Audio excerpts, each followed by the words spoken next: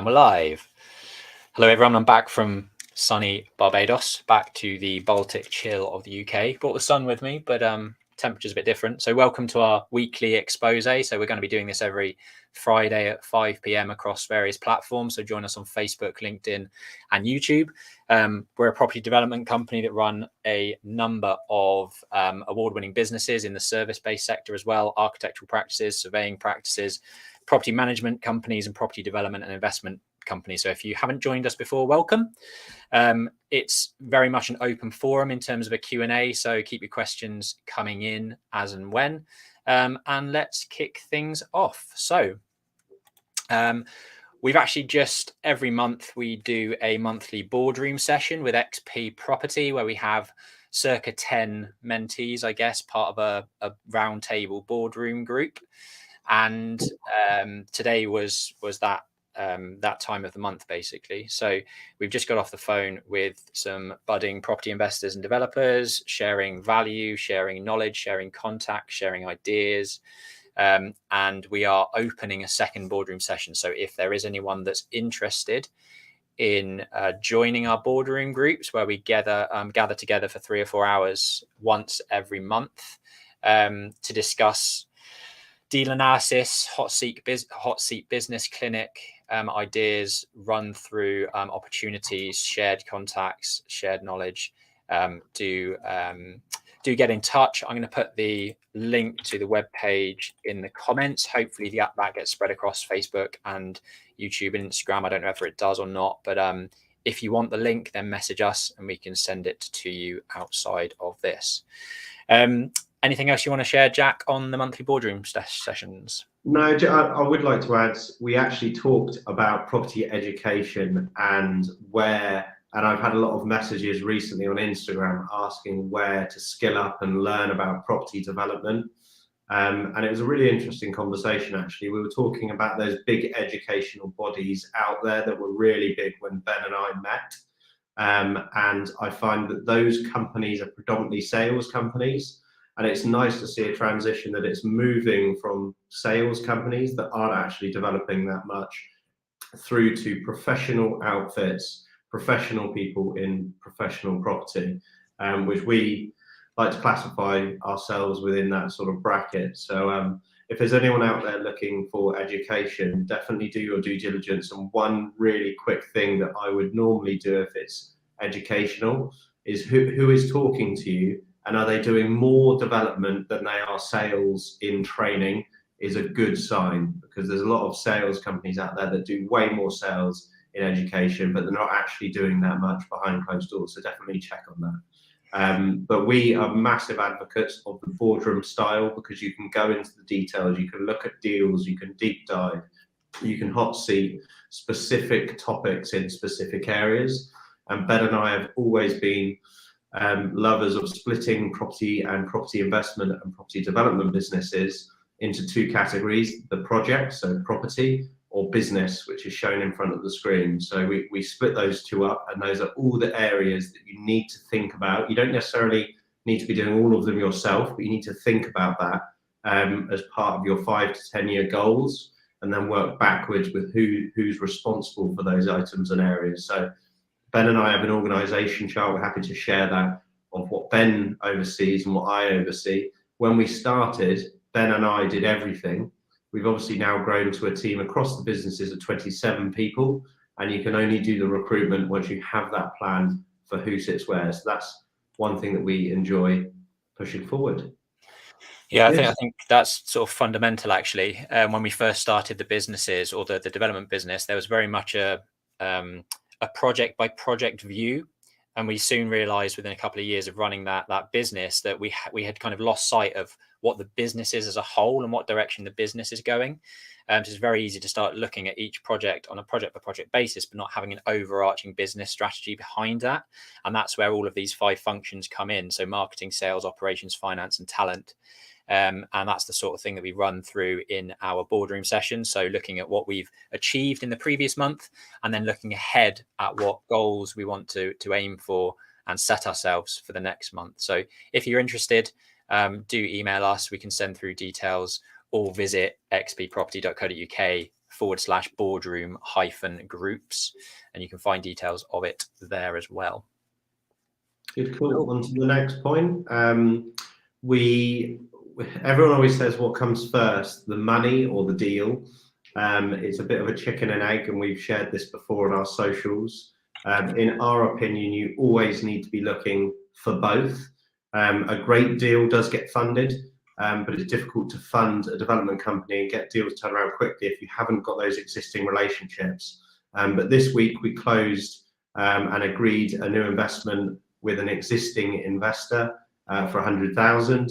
And we are also in final discussions with an old investor that we used to work with for another 100,000 as well. So that's just a case of keeping in touch, showing them our sites, and keeping that process of investor relations, which is really key. Have a process with investor relations. We find that it's really difficult to secure funding if they just meet with one person in the business. So we like to sort of make sure that Ben's met them, I've met them, someone in the team's met them maybe, or collectively. And that's a really good way of securing investments. We as a company do two different types of investment. We either do a loan type investment where someone comes on board for a fixed rate on their capital. And we have a second type of investment, which is an equity or joint venture partner, where someone comes on board for the project and shares the highs and lows of that scheme.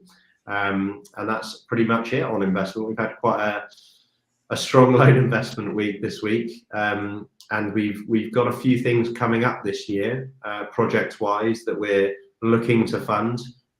So if anyone is out there wants to hear more about the structure, do get in contact. But we're pretty much fully funded on everything that we've exchanged or completed on, and quite a few sites in planning. So a lot of time to plan for that. Evening, Justin. I've just seen your comment. Thanks very much.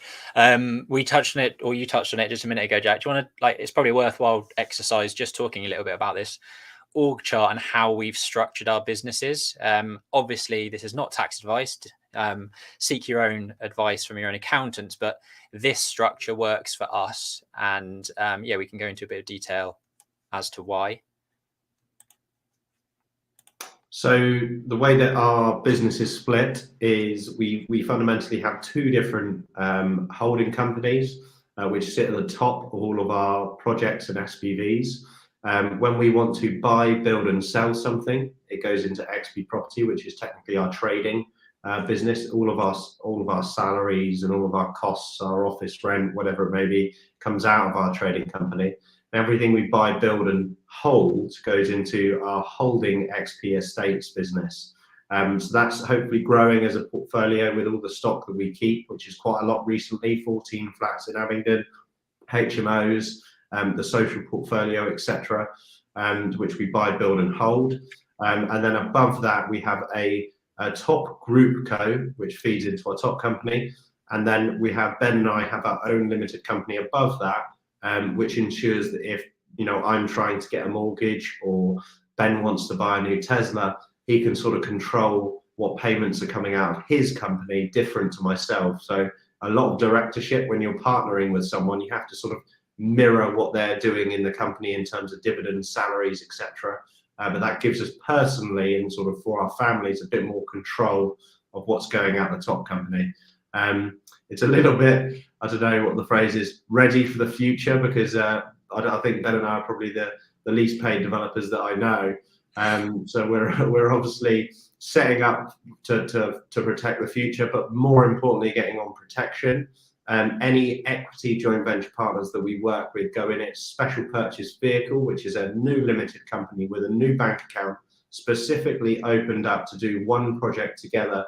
All the joint venture agreements and shareholders agreements and securities are ring fenced within that company. And that allows us to give our investors and partners comfort that they're not necessarily exposed to the group or a trading company or whatever it may be. So that's how we set up our business. We did that probably about a year and a half ago now, didn't we? Yeah. Quite a while ago.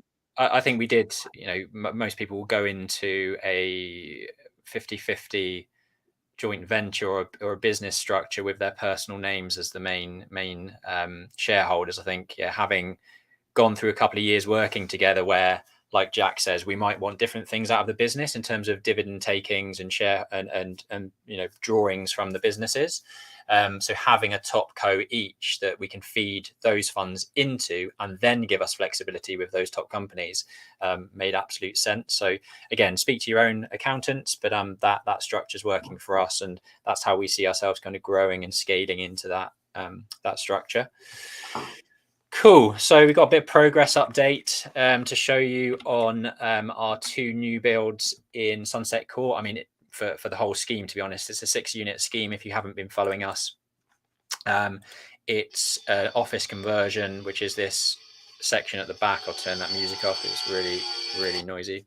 And then we've got the 2 new builds, 2 new builds here going up, which will be completed next week. So windows have gone in this week, doors have gone in, some final external works and some touching up inside, but landscaping started, which is excellent. You'll see you actually can't see it in the background, but there's some boundary walls going up. There's foundations going in for some of the external works. Paving will start very soon, and we are looking sharp. So yeah, it looks like a building site at the moment, but this time next month, when scaffolding comes down, all of the materials are kind of in their place. It will look like a brand spanking new development, which it will be. So yeah, super excited about that one. Good, nice. On to St Helens Mill, which is our 14 flats that we bought in Abingdon that won 2 awards last year. Which looks probably more like a building site at the moment, because we've got something called a tin hat placed on top of it, which is basically a scaffold structure. So you can see the roof there. We've basically stripped the complete roof off. We achieved full planning consents. Really nice chimneys on this building, actually, which you can see from that video.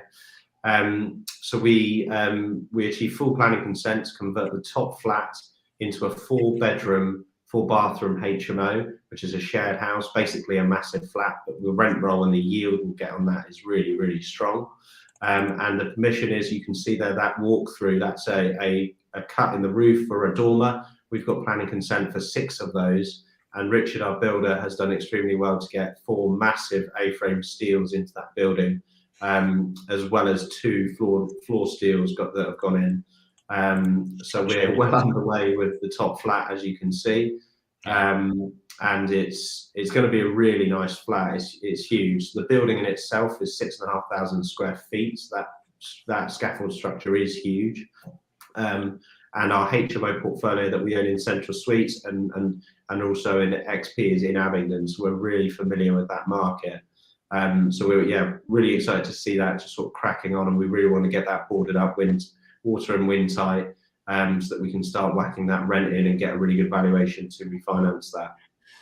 Yeah, I've put this screen slide on the page because this was actually the project that won Property Deal of the Year in the Property Investor Awards in December, which is a fantastic accolade for us. And there's an interview that we did with Elizabeth Warburton of Property 118 coming out in the next couple of weeks, where she interviewed us about this project, about our backgrounds, about why we do what we do.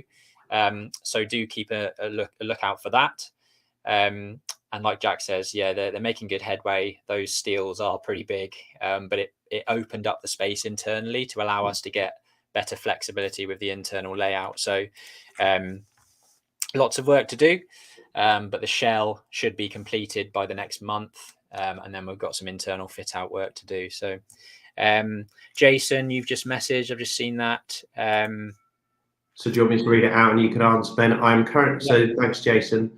I'm currently working on a commercial conversion of a pub. SAP results indicating an EPC-D rating, but the company does not seem to have infrared heating, iHelios. Would you suggest to use another SAP assessor? Have you used iHelios with your projects, and have you had any issues with their EPC rating? In short, I haven't used them. We had a developer client in Southwest London that installed infrared heating such as this in a new build block of 4 flats, and they achieved an EPC rating of A.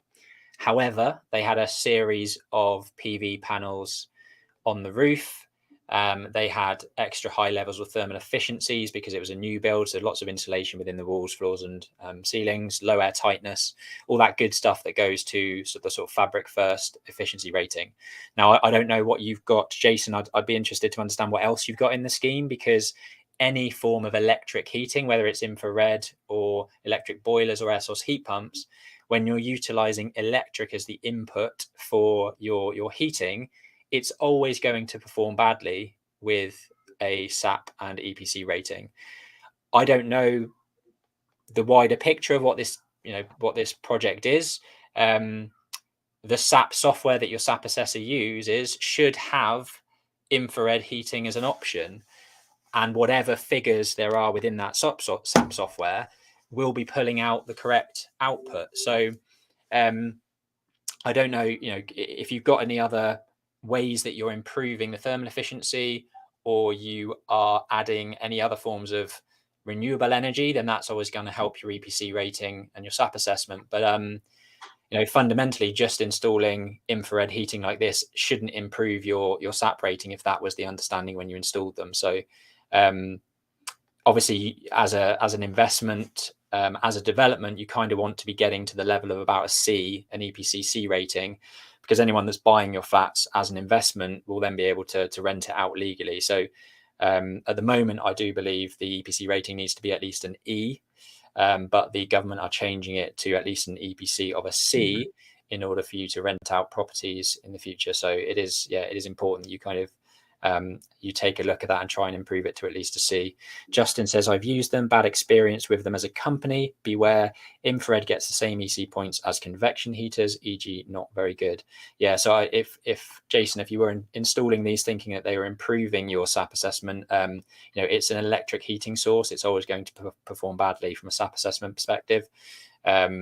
So you'll have to do a bit more than that. As it's a conversion, I'd like to think that you installed, some internal wall insulation or upgraded the thermal fabric of the building, because that's going to have a bigger impact than necessarily kind of heating input. Hopefully that's been useful. If you've got any other questions, let me know. But Jason, I'd be happy to have a conversation outside of this to see if there's any way that we can help. On to the next one, which is Aura. Yes, cool. Okay, so we've actually had 4 planning approvals in the last 2 weeks with Aura, and I think I might have shared some of them. But this week we had an approval through for this pair of semis. So the current house is a bungalow spread on quite a wide plot. It's in southwest London in Morden. We've been back and forth with the planners for a couple of weeks to try and tweak it as per their comments.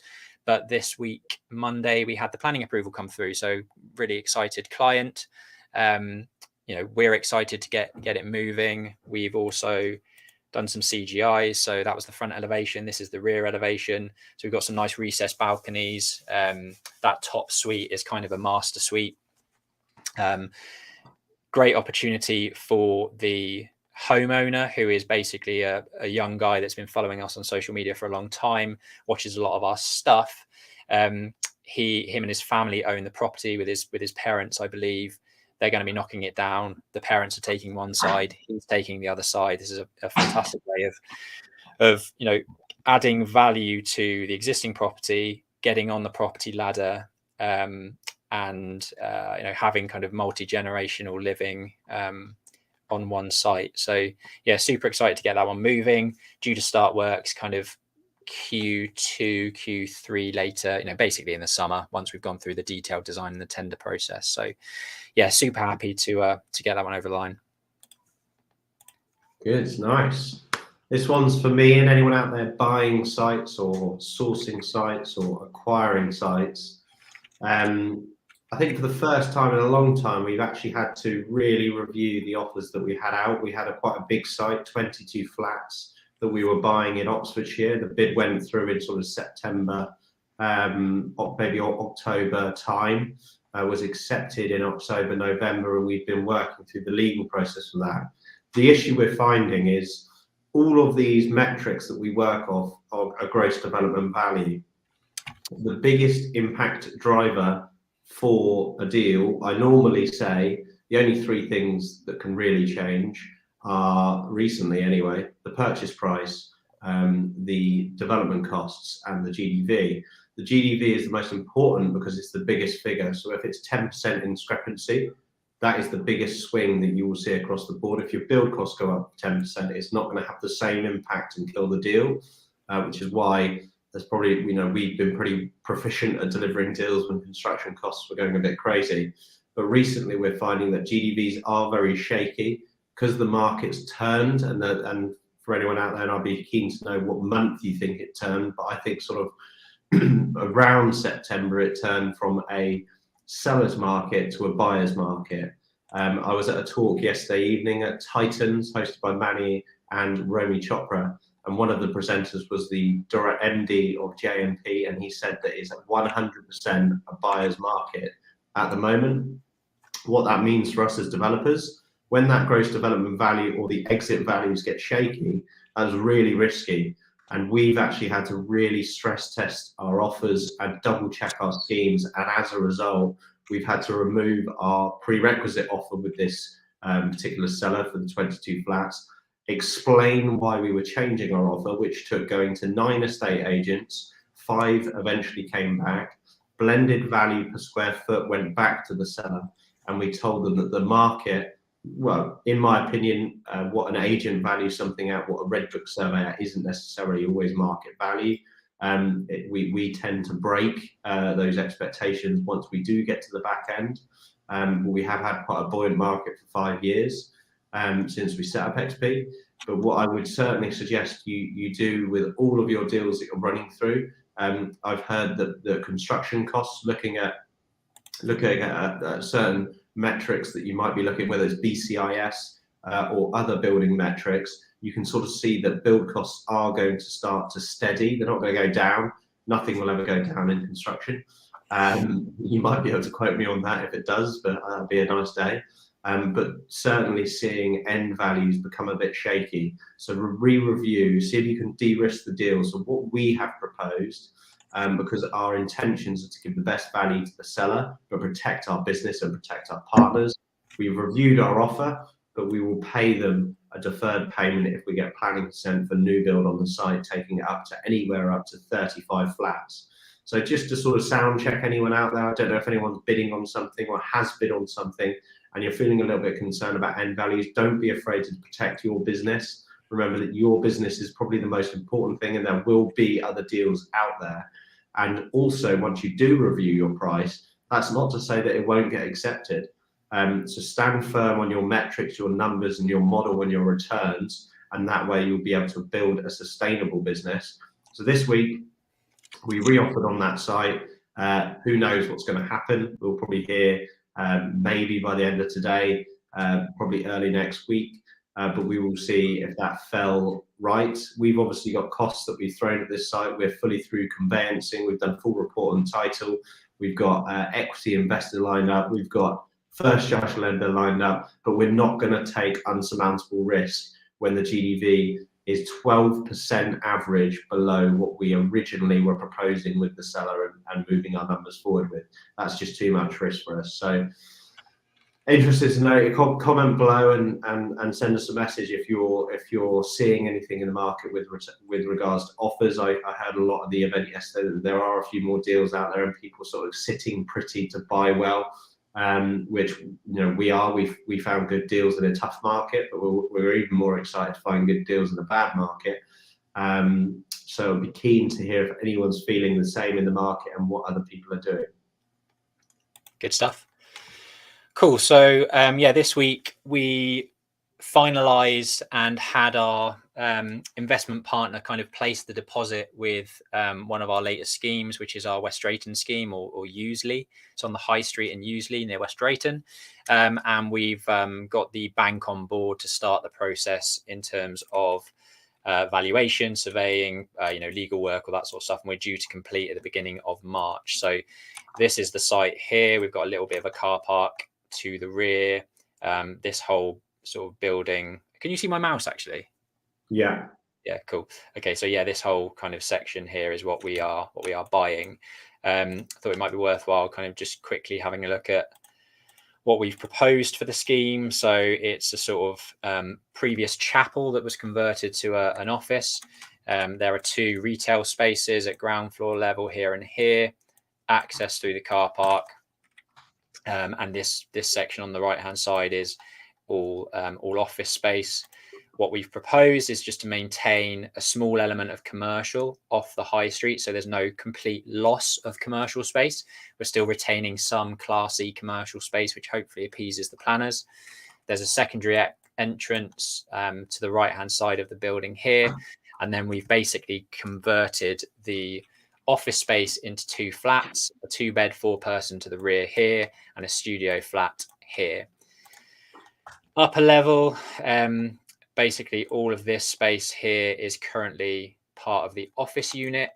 We've made the floor plate a little bit more efficient by removing one of the stair cores. So now we've only got 1 stair core serving the upper levels, which gives us some space back for net saleable area. So adding value there. And then we are looking to reinstate 2 1-beds at the rear, another 1-bed as part of this office conversion, and then the chapel, the first floor of the chapel, the ceiling will be lowered and a new mezz space added above, which you can see down here, to create a split level 3-bedroom flat in that front chapel area. So that's a quick overview, and we've got a roof terrace on top to provide some external amenity, which was a sort of tick box exercise from the planning perspective. So any questions on that project at all, let me know. Happy to run through anything. Best way to work out GDV via estate agents, Justin asks. I'll answer that. Yeah. So we phase our gross development value calculation in 2 ways: pre-offer and post-offer. There's only so much time that you can spend pre-offer. As mentioned before, we went to 9 estate agents, and in reality, you're not going to have time to do that and get feedback pre-offer. You know, you've gone and viewed it, you've met with the agent. So what we do is a combination of a few things. We do blended values using property tech. So that could be search lands, property data. You know, it could be prop tech, it could be Nimbus. So we use blended values that the tech spits out on localities, and you want to be careful how that's done, because that will pull everything that's been sold. In addition to that, we look at sold prices within the locality on Rightmove, and that's a really key one. And we do it within 3 months, and we make sure it's comparable stock in comparable locations with comparable amenities and offerings. So that process is done pre-offer. Once we've secured the site, and we're now technically not wasting our time because it's secured, we have big views of securing sites before you do, you know, everything to the nth degree. We then go in a lot more specific. We re-look at sold prices, locality, 3-month Rightmove, but we also go out to 5 agents to get their opinion. Obviously, you're sort of whetting the appetite of agents, and you might even get some feedback on design advice. So it's really good to engage with them even before you've bought the site. Once you have that feedback from agents, you can also use that to give to the surveyor that's going to value the building for the banks. That's your valuation pack to help support your argument of where your numbers are. So all of this is utilised anyway, and 100% worthwhile doing. Hopefully that helps you, Justin. And then obviously once you've bought and delivered the site, you obviously keep agents engaged and get new valuations when you come to list to market. Good stuff. Thanks for that. Team training. Do you want to start with this while I sort of do a few bits in the background? Yeah. So this week we've obviously XP Surveys is a business that I'm sure you've seen on our socials. We're a measure building and topographical surveying company.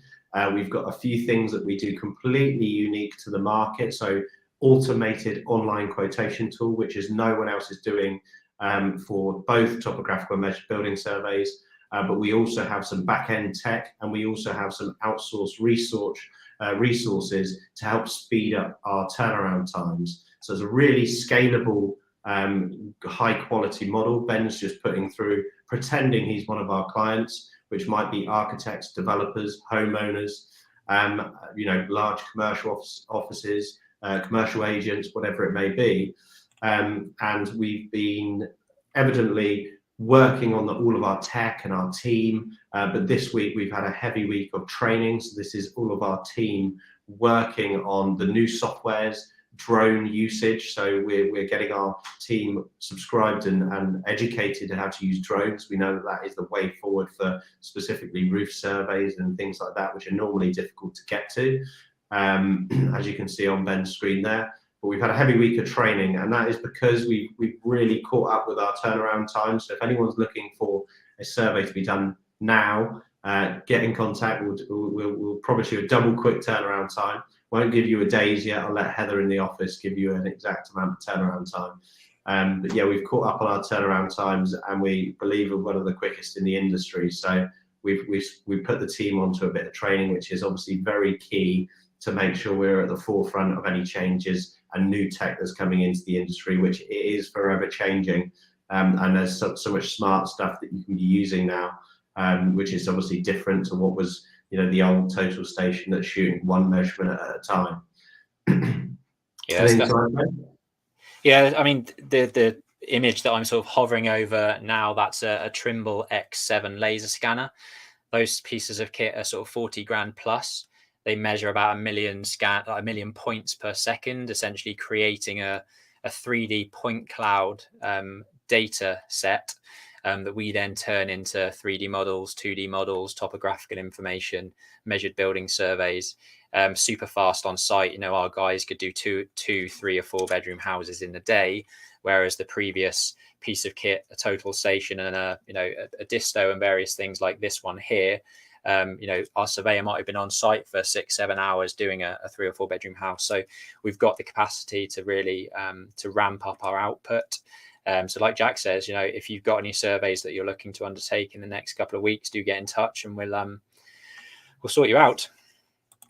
And so I did a live demonstration of our quoting tool. Like Jack says, no one else can offer this. We use property data, ordnance survey information, and various algorithms in the background to spit out an instant price. So where somebody might take 48 hours to process the information that you've emailed or told them over the phone, on our website, you can literally within 5 seconds get an instant quote for your property. Based on what you need. You can go full circle and add a couple of extras. If you want a Matterport 360 virtual tour, if you want it in a 3D Revit output for your architect, we can do that. And you can actually go in and log and book in online. So choose a date, there, and continue, and make the payment and make a deposit payment online as well through the checkout. So it's a fully kind of you don't have to speak to anyone to book in your survey. We can be very flexible on dates. So yeah, do get in touch if you have a survey you want to book in. Good. One final thing I would say, and it's really good, Justin, to see recurring every week. So anyone out there that's watching this, do subscribe to our YouTube channel so that you get notifications of us going live again, so that you can stay informed. Obviously, if you're busy, you don't have to watch it, but at least then it will pop up with a notification to say we are live. So do go ahead and subscribe to our YouTube channel. It's not just these videos that we share on there, it's many more, including planning, property development. Ben shared a video of us basically getting a house building plot for free because we bought the house and got an end of terrace planning. There's all sorts of ideas, strategies, and things that we were sharing on there. So thank you for watching, and do make sure you hit the subscribe button. And we'll see you again this time next Friday.